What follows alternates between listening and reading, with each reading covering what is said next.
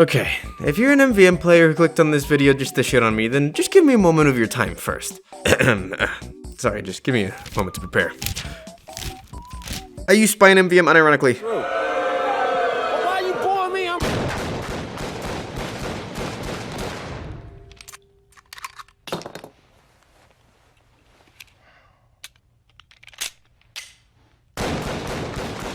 So I know a lot of you guys don't exactly want anything to do with spy mains, much less an MvM where they can directly affect you, so think of this as a way for me to lessen the impact of those extra dedicated spy mains, while also showing you the optimal way to play a spy in MvM. Okay? Perfect. I've been sleeping in a cardboard box, spending every dollar at the liquor shop. And even though I know I haven't got a lot, I'll try to give you love until the day you drop. So right now, Spy is the least used class in MvM. He just doesn't really have anything that the other classes can't do better most times. I've talked about the fact that Spy is spread thin in the past, and that really starts to show in MvM. Especially when a large part of MvM is making sure every role is filled. You don't need a class that is both okay at crowd control and giant killing, when you have a class like Soldier or Demo that excels at crowd control, and another class like Heavy that excels at giant and tank destruction. No one is gonna pick Spy when they need something specific. Ask the MvM Lord himself, Wheezy, to see if anyone actually uses Spy and what his uses are. And as it is Spy, there are very few high Tor players that use him. It's shit. Oh, a toy.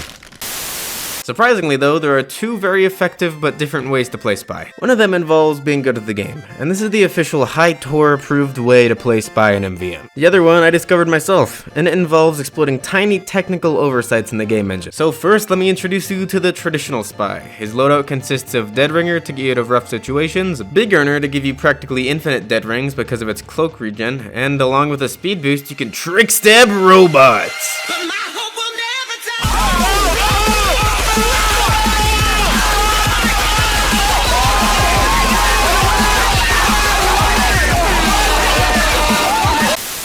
And L'étranger to get you out of death situations with its cloak regen as well. You can also use Kunai or Diamondback depending on your playstyle, but with my experience, health on kill can make Kunai relatively useless, and staying alive is better than 102 damage crits most of the time. So yeah, this is the Spy you want to use if you're just looking for a good time. I've had lots of success with this in 2 cities and will often top score in early waves. Well, now that the formalities are out of the way, it's time to get into the fun part. What is this technical oversight that no one has used in MvM before? Well, let me start my answer with a question. Have you ever wanted a spy dead so bad that you've ignored every other player on the enemy team just to try and kill the spy? I presume most of, if not all of you, answered yes to that.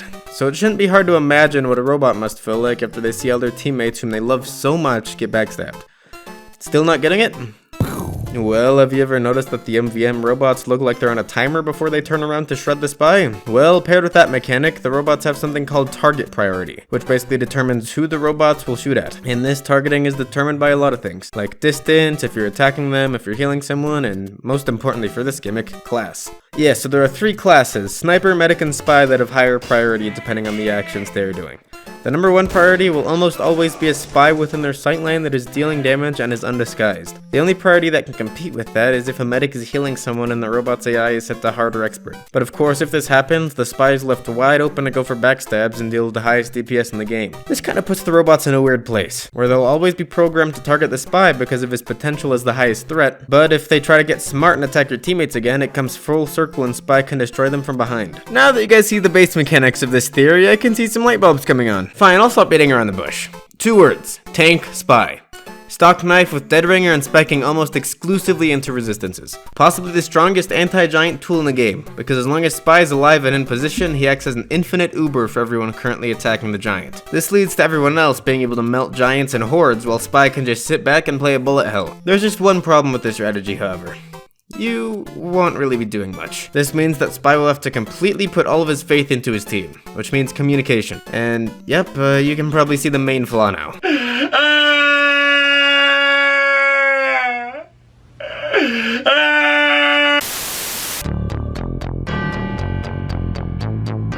Most MvM players you queue in with aren't just gonna wait around for you to explain tank spy. They'll just leave or kick you. So step 1 in making this work is to have a team that knows what you're doing. I won't stop you from trying it with randos, but don't blame me if it doesn't work. After you have a team, you want to be very thought out with everyone's upgrades and classes, because having one class essentially doing no damage could use something to balance that out from their teammates.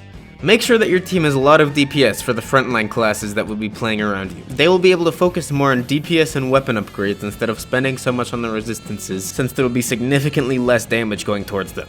I was able to get my pal Ushi here through an entire round of MvM with no resistances as demo. He only died a few times when I was dead or in poor positioning, and even then we had a good medic for backup. Of course, Spy on the other hand will need to spec into as many resistances as possible, along with the L'étranger to refill that dead ringer quickly. He should aim to completely fill up his first upgrade page except for maybe jump height before anything else. The main stats on his page I'd recommend focusing on would be crit resistance and resistances of whatever damage types will be in that wave. After those, I'd recommend using money on health regen, because health regen can have a really big impact when you're taking that much damage. When you're taking low amounts of chip damage, it keeps you in high health. And when you really need to soak damage, it will a lot of times keep you holding on by that thread, especially when your medic can't get to you safely. Spy still relies a lot on his team to keep him alive though. You should be consistently getting buffed from medic, healing from dispensers often, and taking full advantage of mad milk when either aren't available. Even without healing though, just take a look at how much damage you can take. What makes it even better is that Spy can dodge projectiles with his faster than average movement speed, making it much easier for him to avoid rockets and pills, which make up the majority of giants. The only main counter to this would be heavy robots, just because of their perfect tracking and huge damage. In situations with hordes of heavies, you need to communicate to your team to destroy them as fast as possible, because even if you play further away from them, that's still tons of damage chipping away at you very quickly. In situations where your team can't kill them fast, however, I'd recommend using extra credits to have a storage of Uber canteens for those scenarios. Fair warning though,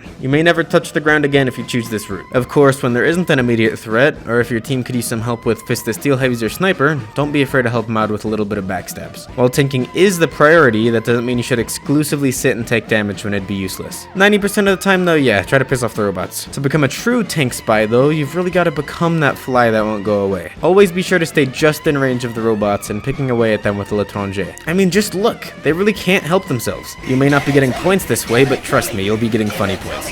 And what more could you really ask for? Oh, you're worried about the flank. Well, yeah, technically having one less player to rotate back and forth and spread out damage can negatively affect the team. But all in all, it isn't really a problem since the flanks are generally very close to the main route in most MvM maps. There may be some problems on Manhattan if you zone out for a second and there are already robots in your NG. But most times, if you see them coming, you can hop up there and soak up as much damage as possible. This does bring another somewhat apparent problem though, space. You can really only survive for long if you have the space to maneuver around. Luckily, most MvM maps have a lot of room, but if you get too aggressive in the Manhattan flank, for example, then yeah, you probably will die. From the looks of it though, 90% of MvM maps have a lot of room to spread your tankiness and ruin the days of the robots. Is it really humane though, to target AI in such a way that they become obsessed with you and die with rage in their eyes? Probably. That isn't why you play Tank Spy though. You play Tank Spy as a sacrifice. You play Tank Spy to show your team that you really care. You play Tank Spy to show the world that you're willing to make a change in the meta. But most importantly, you play Tank Spy when you can't afford to buy Cuphead. A brawl is surely brewing. And begin!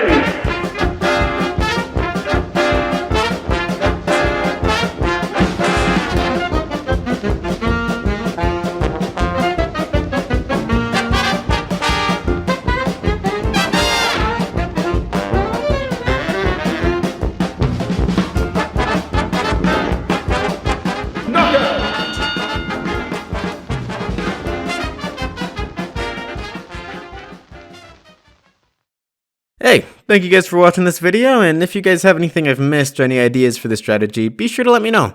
To my knowledge, not many people, if anyone, have done this before, so there is still probably a lot of room for this to grow. Exploiting oversights and ignored game mechanics are some of my favorite things to do with this game, so if you enjoyed this and would like to see more, then please let me know. So thank you for hearing me out, whether you're a desperate spy main or a skeptical MvM player, and I hope that we can open our minds to a tad bit more of tomfoolery every now and then, because sometimes it turns out being very useful. And hey, if you're looking to have a more in-depth conversation about this video or anything TF2, be sure to join my Discord server, link in the description.